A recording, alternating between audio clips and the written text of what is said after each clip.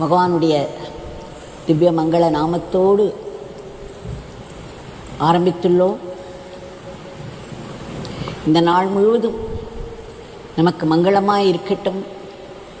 இந்த மங்கள நாமத்தை நாம் தொடர்ந்து சொல்லிக் கொண்டிருப்போம். நாளை நாமத்தால் நிரப்புவோம். நாமத்தாமரைகளை பகவானுடைய தாமரை திருவடிகளில் சமர்ப்பித்து விட்டோம். இந்த பேரருளை கொண்டாடி மனதில் நிறுத்திக் கொள்வோம். அத்தனை பேரும் கூடி சக்தி வாய்ந்த ஒரு சன்னதியில் அமர்ந்து அவருடைய சக்தி மிக்க ஆற்றல் மிக்க அந்த திருநாமத்தை சொல்வது என்பது எளிதான காரியம் அல்ல. இறையருள் இல்லாமல் இது நடைபெற முடியாது. பகவான் நமக்கு சொல்லியிருக்கிறார், நாமத்தை சொல்வதால் எத்தனை பலன்கள் என்று. நாமும் நம்முடைய புத்தியை கூர்மையாக்கும், நம்மை எப்பொழுதும் கவனத்துடன் இருக்க வைக்கும். நாமும் நம்மை சாத்வீகமாக்கும். நாமும் நாமியை சந்தோஷப்படுத்தும். நாமி சந்தோஷமானால் நம்முடைய வாழ்வு சந்தோஷமாக இருக்கும். ஒரு நாமம் கூட வீணாகாது என்றும் நம்முடைய பகவான் சொல்லி கொடுத்திருக்கிறார். இத்தனை பெருமை வாய்ந்த இந்த நாமத்தை, இதனுடைய பெருமையை மேலும் பார்ப்போம். பகவானுக்கு மிக பிடித்தமான ஸ்ரீ ஸ்ரீ சுவாமி சீதாராம்தாஸ்ஜி அவர்களுடைய தெய்வீக குரல் இந்த நாமத்தை பற்றி என்னவெல்லாம் சொல்லியிருக்கிறது என்று பார்த்து வருகிறோம். 2-3 நாட்களாக இந்த நாமத்தை சொல்லி வருபவர்கள் கிரகஸ்தர்களாக இருந்தாலும் சரி, துறவியாக இருந்தாலும் சரி, மினிமம் குறைந்தபட்சம் 3 மணி நேரம் ஒரு நாளைக்கு 24 மணி நேரத்தை நம்முடைய கையில் தினம் தினம் புதிதாக கொடுக்கிறார் பகவான். இதில் 3 மணி நேரமாவது நாம் நாமத்தில் செலவிட வேண்டும். அத்துடன் மௌனம் எத்தனைக்கெத்தனை முடியுமோ குறைந்தபட்சம் மறுபடியும் 1 மணி நேரமாவது ஒரு நாளைக்கு நாம் மௌனம் அனுசரிக்க வேண்டும். ஏனென்றால் நாக்கை கட்டுப்படுத்துவது என்பது மிக மிக முக்கியம். நாம் நிறைய பார்த்துவிட்டோம். நாக்கை அலையாமல் இருப்பதற்கு நாமும் சொல்ல வேண்டும். இல்லையென்றால் எதையோ பேசிக்கொண்டிருக்கும், பேத்திக்கொண்டிருக்கும். 2வது, இந்த நாக்கை கட்டுப்படுத்துவதில் உணவும் மிகவும் முக்கியம். சாத்வீக உணவை நாம் சாப்பிட வேண்டும்.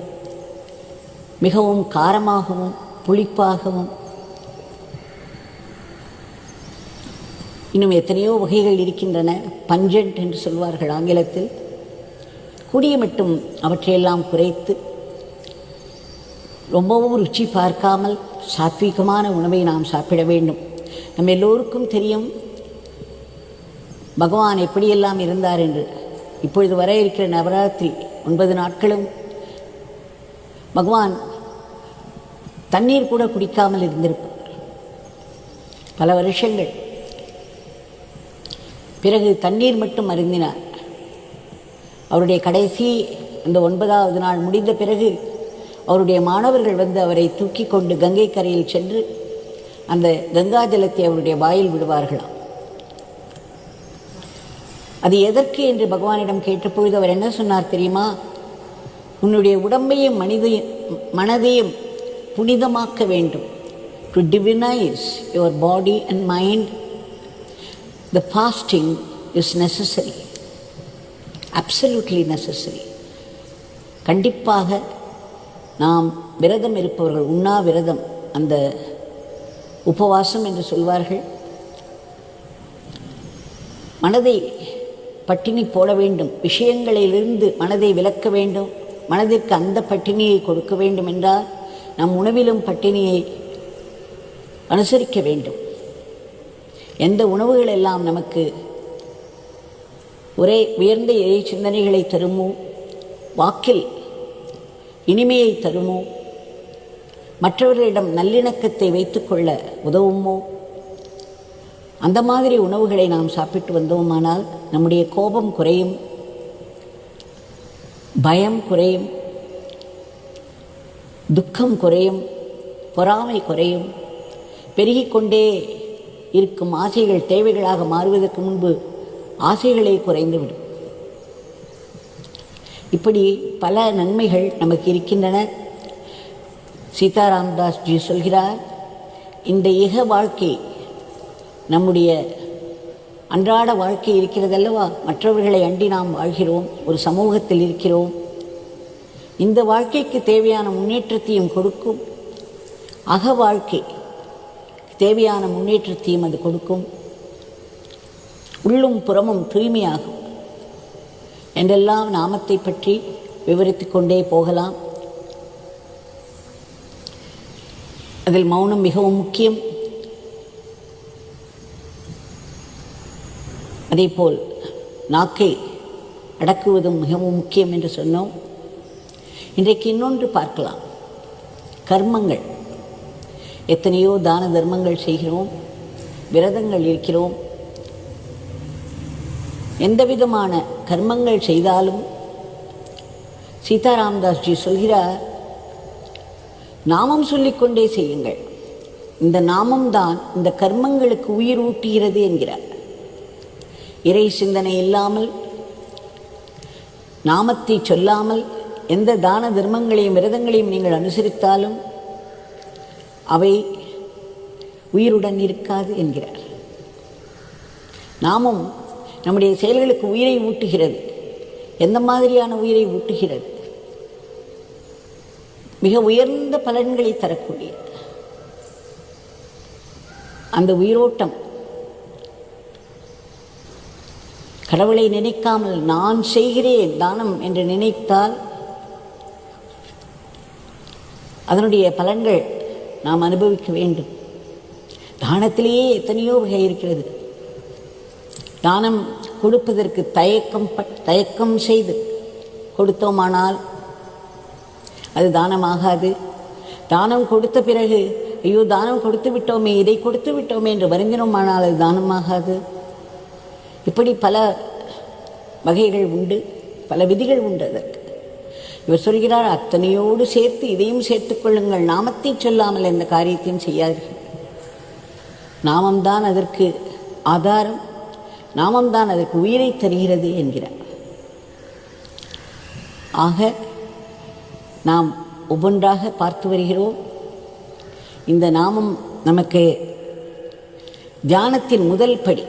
இந்த நாமத்தை நாம் சொல்லிக் கொண்டிருக்கும் பொழுது நாமம் நுனிநாக்கிலிருந்து ஹிருதயத்திற்கு இறங்க வேண்டும். அப்பொழுதுதான் தியானம் சித்திக்கும். தியானம் தானாகவே சித்திக்கும். பப்பா ராமதாஸ் நேற்று பார்த்தோம் அல்லவா, 3 வருடங்கள் தொடர்ந்து நாம சங்கீர்த்தனம் செய்து வந்த பப்பா ராமதாஸ் அவர்கள் முதல் முறையாக உட்கார்ந்து கண்களை மூடிய உடனே அவருக்கு தியானம் சித்தித்து விட்டது. தியானம் என்ற பெயரில் நாம் எண்ணங்களோடு போராடி கொண்டிருக்க வேண்டாம்.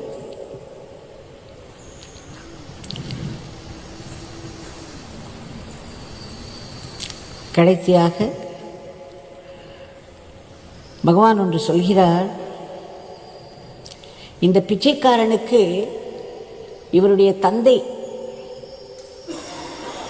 ஒன்று சொன்னார், எந்த விதமான வேலையும் நீ செய்ய வேண்டாம், உனக்கு ஒரே ஒரு வேலை நான் கொடுக்கிறேன் என்று தந்தை சொன்னாராம். என்ன வேலை அது? நீ இறைவனை மறக்காமல் இரு. இறைவனை மறக்காமல் இருக்கும் இந்த வேலையை மட்டும் செய்து கொண்டிரு என்று சொன்னாராம். இப்படி ஒரு முறை பகவான் சொன்னார். அவருடைய வார்த்தைகள், this beggar does not do any work. My father has given me only one work, and that is not to forget my father. Remember my father always. But you know, this beggar forgets and falls sick. இதையும் சொல்கிறார். இதெல்லாம் நமக்காகத்தான். அவர்கள் எல்லாவற்றையும் தாண்டிய நிலையில் இருப்பவர்கள். நாமத்தை மறந்தோமானால் உடலுக்கும் வியாதி வரும், மனதிற்கும் வியாதி வரும். உடலின் ஆரோக்கியம் கெடும், மனதின் ஆரோக்கியமும் கெடும். ஆக எல்லாவற்றுக்கும் மொத்தமாக இந்த நாமத்தை நாம் சொல்லிக்கொண்டே இருக்க வேண்டும். கடைசியாக சீதாராமதாஸ் ஜி சொல்கிறார், விட்னஸ் கான்ஷியஸ்னஸ். அதாவது நாம் தியானம் என்று பெயரில் நாமத்தை உள்ளே சொல்லிக் கொண்டிருக்கும் பொழுதே திடும் என்று அடடா இன்று காலையில் நாம் எழுதிக்காமல் விட்டுவிட்டோமே என்ற ஒரு எண்ணம் வரும். அந்த எண்ணத்தை தொடராமல் உடனே ராம் ராம் ராம் என்று சொல்லிக்கொண்டே போங்கள். உடனே அடுத்த எண்ணம் வரும், நாளை காலையில் நாம் எப்படியும் கண்டிப்பாக எழுந்து விட வேண்டும், ராம் ராம் ராம் என்று தொடர்ந்து சொல்லுங்கள். இப்படி அலை அலையாக எண்ணங்கள் வந்தவண்ணமே இருக்கும். அவைகளை தொடராமல் நாம் தொடர்ந்து ராம் ராம் ராம் என்று சொல்லிக்கொண்டே இருந்தோமானால், யோகி ராம் சரத்குமார், யோகி ராம் சரத்குமார், ஓம் நம சிவாய், எந்த ஒரு மந்திரத்தையும் எண்ணங்களுக்கு இடையே விடாமல் நாமும் சொல்லிக்கொண்டே இருந்தோமானால் அந்த எண்ணங்கள் தோன்றி தோன்றி மறைந்து விடுகின்றன அல்லவா? அந்த ஒரே எண்ணத்தை நாம் தொடருவதில்லை, வேறு அடுத்த எண்ணம் தான் வருகிறது. அவைகளும் சில நாட்களில் இந்த நாமம் அவற்றை விழுங்கிவிடும். சிறிது சிறிதாக நடுநடுவே வரும் எண்ணங்கள் எல்லாம் குறைந்து நாமமானது எல்லாவற்றையும் கபலீகரம் செய்துவிடும். அது மட்டுமே நிலைக்கும். அப்பொழுது நாம் பார்க்கலாம், அந்த எண்ணங்கள் வருகிறது, நாம் அதை தொடருவதில்லை, நாம் நாமத்தை மட்டும் முயற்சி செய்து சொல்கிறோம். அந்த எண்ணத்தை நாம் தொடராமல் இருப்பதே அந்த எண்ணத்தை சாட்சியாக பார்ப்பதற்கு சமானம். அப்பொழுது நாம் அந்த எண்ணத்தை பார்க்கிறோம், அதை தொடரவில்லை என்னும் பொழுது நாம் அந்த எண்ணத்திலிருந்து தனித்து நிற்கிறோம் என்பது புரியும். இதைத்தான் திரஷ்டபாவா. திரஷ்டபாவா என்றால் விட்னஸ் கான்ஷியஸ்னஸ். அதை விட்னஸாக இருந்த நம்முடைய எண்ணங்களை நாமே பார்க்கிறோம். அப்பொழுது நாம் நிச்சயமாக அந்த எண்ணங்களாக இருக்க முடியாது. எண்ணங்களின் குவியல் தான் மனம். ஸோ நான் என்னுடைய மனம் அல்ல, நான் வேறு, என்னுடைய மனம் வேறு, நான் வேறு, என்னுடைய உடல் வேறு. இன்னொன்றை மிக அழகாக சொல்கிறார் சீதாராமதாஸ் சுவாமிகள். பிரணாம் என்று சொல்கிறோம் அல்லவா? பிரணாம் செய்வது என்று. பிரணாமம், he says, ந மாம். ந மாம் என்றால் நாட் மைன், என்னுடையது அல்ல. அந்த பிரணாமம் நாம் செய்யும் பொழுதே அதனுடைய அர்த்தம் என்னவென்றால், என்னுடையது அல்ல, நான் எந்த உடலை வைத்து உனக்கு நமஸ்காரம் செய்கிறேனோ அது என்னுடையது அல்ல, இது என்னுடைய உடல் அல்ல, நான் இந்த உடல் அல்ல, நானும் இந்த உடல் அல்ல, இது என்னுடையதும் அல்ல, இது உன்னுடைய உடல். உனக்கு நான் நமஸ்காரம் செய்கிறேன், உனக்கு நான் பிரணாமம் செய்கிறேன் என்ற ஒரு பாவத்தோடு, ஏனென்றால் அதனுடைய அர்த்தமே அதுதான். அந்த பாவத்தோடு நாம் அந்த பிரணாமை செய்ய வேண்டும். எண்ணங்களுக்கு இடையே விடாமல் நாமத்தை சொல்லிக்கொண்டே இருக்க வேண்டும். அப்பொழுது நம்மையும் அறியாமல் நாம் எண்ணங்களை பார்ப்பது வந்துவிடும். நான் இந்த எண்ணங்களிலிருந்து வேறு என்ற எண்ணம் வந்துவிடும். இவற்றையெல்லாம் நாம் முழுமையாக செய்ய வேண்டுமென்றால் நமக்கு பகவானுடைய அருள் வேண்டும், நம்முடைய குருநாதருடைய அருள் வேண்டும். பகவான் அவருடைய நாமத்தை சொன்னாலே மிகவும் சந்தோஷப்படுவார். அந்த சந்தோஷத்திலிருந்து பெருகும் அந்த கருணையானது நம்மை முழுதுமாக ஆட்கொள்ளும். அதனால் தொடர்ந்து விடாமல் குவாலிட்டி இருக்கிறதோ இல்லையோ நாம் குவான்டிட்டியை பெருக்கிக் கொண்டே போவோம். அது ஒரு நாள் குவாலிட்டியாக மாறிவிடும். இன்றைய பிரார்த்தனையை பகவானுடைய திருவடிகளில் சமர்ப்பிப்போம். பகவான், தாங்கள் ஆரம்பத்திலும் நமக்கு வேண்டியது பகவானுடைய கிருப்பை. ஒரு காரியத்தின் நடுவிலும் அந்த கிருப்பை தான் நம்மை செய்ய வைத்து கொண்டே இருக்கும். அதன் கடைசியிலும் அந்த கிருப்பை தான் நம்முடைய அந்த காரியத்தை முடித்து தரும். ஆக ஆரம்பம், நடு, முடிவு ஆகிய எல்லாவற்றிலும் அந்த அருள் இல்லாமல் ஒன்றுமே இல்லை. என்ன வித கர்மாக்களினால் இன்றைக்கு இந்த உலகம் இந்த நிலைக்கு தள்ளப்பட்டிருக்கிறது என்று எங்களுக்கு தெரியாது.